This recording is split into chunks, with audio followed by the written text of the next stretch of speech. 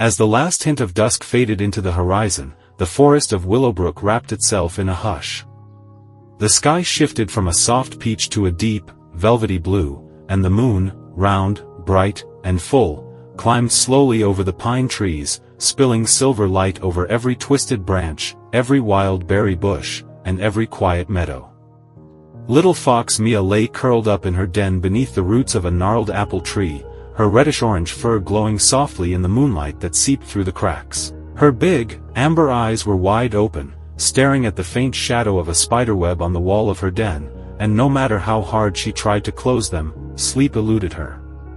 Mia's den was cozy and safe, lined with soft sheep's wool she'd found in a field and dry apple leaves that smelled like autumn. Beside her, there was a small basket of ripe blackberries she'd gathered that afternoon, their juice staining her tiny paws, and a smooth, polished stone that she'd found by the brook.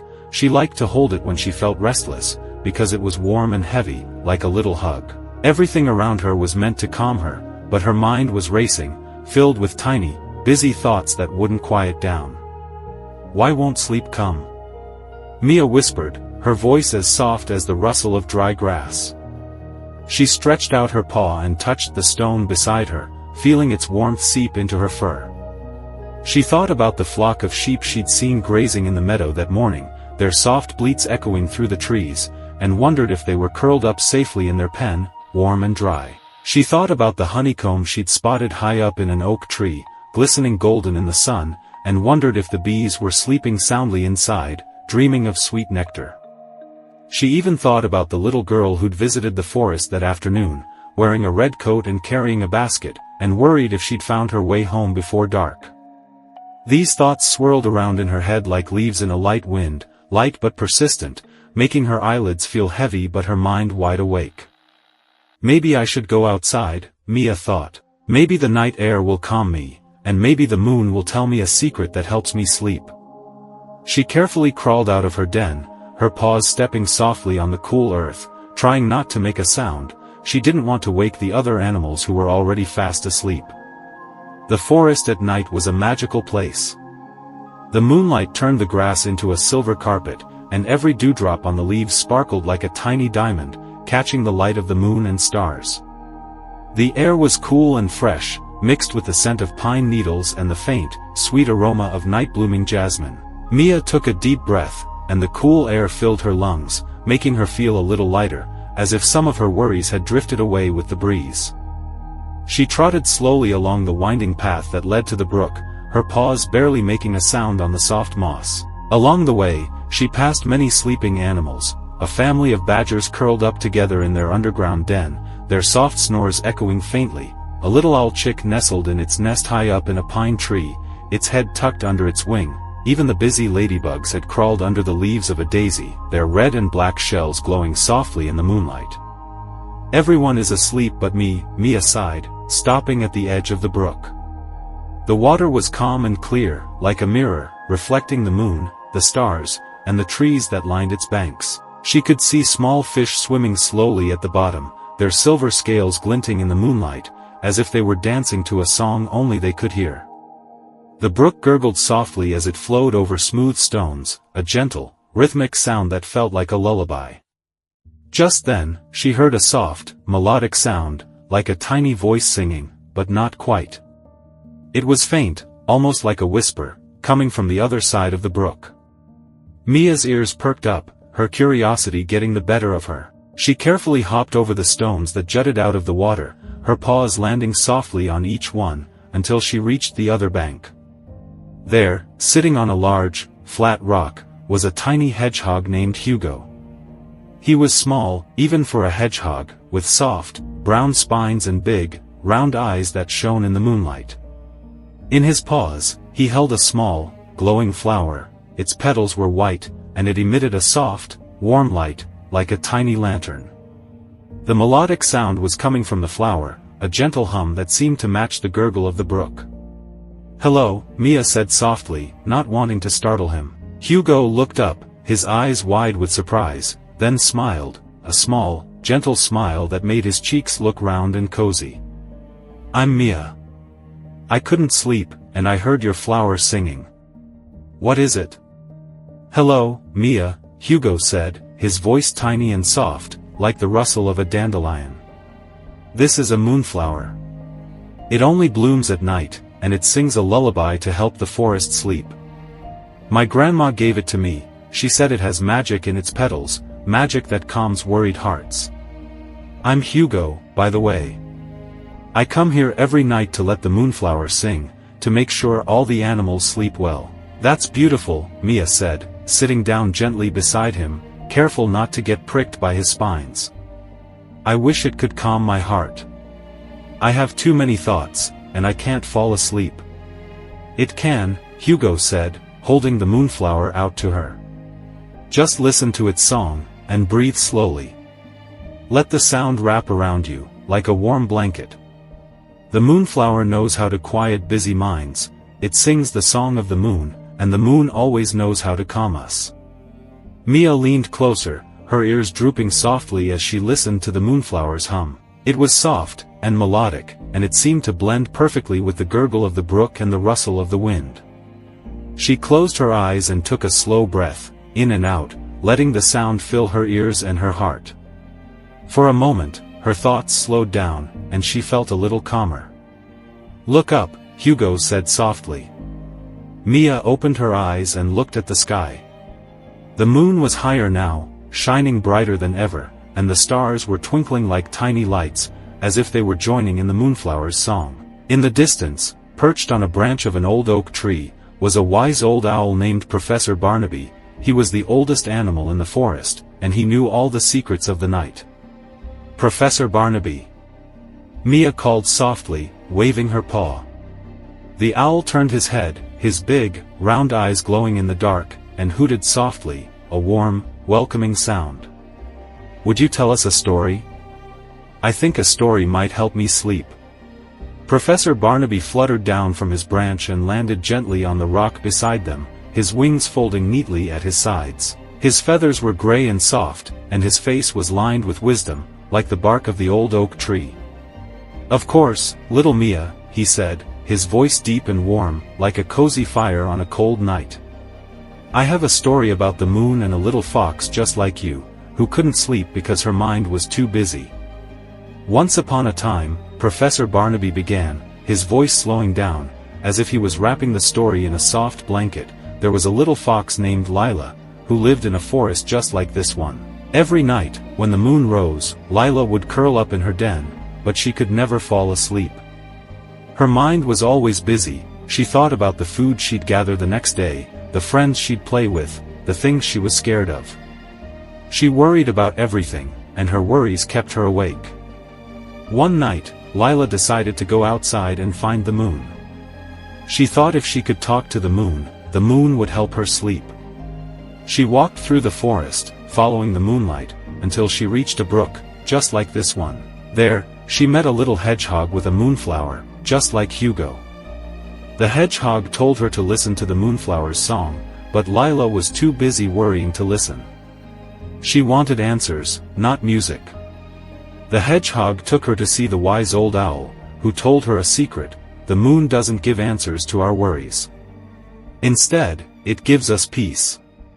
It reminds us that night is a time to rest, not to worry, that all our worries can wait until the morning, when the sun rises and the world is bright again. The owl told her to close her eyes, breathe slowly, and let the moon's light wrap around her, like a hug. Lila did what the owl said. She closed her eyes, breathed in the cool night air, and listened to the moonflower's song and the brook's gurgle. She let go of her worries, one by one, until her heart was calm. And before she knew it, she was asleep, dreaming sweet dreams of moonlit meadows and warm hugs. From then on, every night, Lila would come to the brook, listen to the moonflower's song, and let the moon's peace fill her heart. She never had trouble sleeping again. Professor Barnaby finished the story, and the forest fell quiet. Only the moonflower's hum, the brook's gurgle, and the soft wind could be heard. Mia listened carefully, her eyes growing heavier and heavier. She felt the warmth of the moon on her fur, the soft hum of the moonflower in her ears, and the calm of the night wrapping around her. Her worries were melting away, like snow in the sun. "Thank you, Professor Barnaby," Mia whispered, her voice soft and sleepy. "That's exactly what I needed. I feel calm now, and I'm starting to feel sleepy." Professor Barnaby smiled, his eyes crinkling at the corners. "Sleep is a gift, little Mia. It's not something you have to fight for, it's something you let come to you, when your heart is calm and your mind is quiet. Listen again to the moonflower, feel the moon's light, and let sleep wrap around you like a warm blanket." Mia closed her eyes again, listening to the moonflower's hum. She breathed slowly, in and out, feeling the calm seep into every part of her body. She heard the brook gurgling, the wind rustling through the leaves, and the moonflower singing its gentle lullaby. Her body relaxed completely, her paws going limp, her tail curling around her body like a cozy blanket. "I'm so sleepy," Mia whispered, a smile tugging at her lips. "Thank you, Hugo, for the moonflower. Thank you, Professor Barnaby, for the story." "You're welcome, Mia," Hugo said, tucking the moonflower gently beside her. "I'll leave the moonflower here with you, so it can sing you to sleep. It will guard you all night long." "Good night, Mia," Professor Barnaby said, fluttering back to his branch.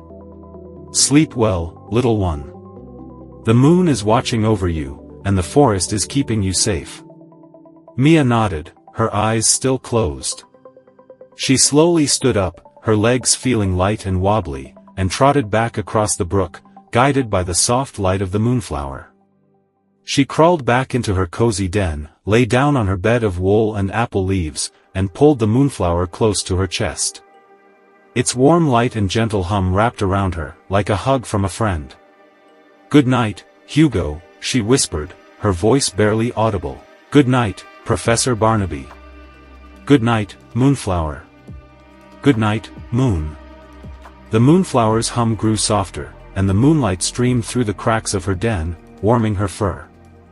Mia's breathing slowed down, becoming deep and steady. She no longer thought about the sheep, the honeycomb, or the little girl. Her mind was quiet, her heart was calm, and sleep was wrapping around her like a soft, warm blanket. In her dream, she was trotting through a moonlit meadow, with the moonflower in her paw and Hugo by her side. They danced under the stars, listened to Professor Barnaby tell more stories, and drank from the brook's cool water.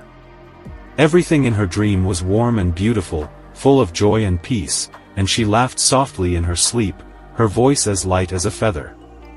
Outside, the night continued to unfold gently. The moon glided across the sky, its silver light covering the forest, the brook, and Mia's den. The stars twinkled softly, as if they were watching over her, and the moonflower's hum drifted through the forest, helping other little animals sleep soundly. Hugo trotted back to his own den, smiling, knowing he'd helped a friend find peace. Professor Barnaby perched on his branch, watching over the forest, his eyes soft and wise. The brook gurgled on, the wind rustled through the leaves, and the moon shone bright.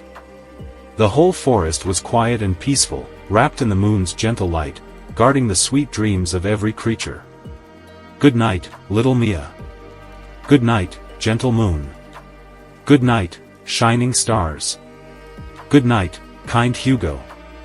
Good night, wise Professor Barnaby. Good night, sweet moonflower. Good night, every animal in the forest. May you all have sweet dreams, and may the moon's light guard you until the sun rises. Sleep, sleep, and let all your worries melt away in the moonlight. Have a sweet dream, good night." The moonlight flowed more gently, like a soft lullaby floating in the air, wrapping around every corner of Willowbrook Forest. The badgers snored softly in their den, the owl chick shifted gently in its nest, and the ladybugs curled up tighter under the daisy leaves, all sleeping soundly under the moon's watch.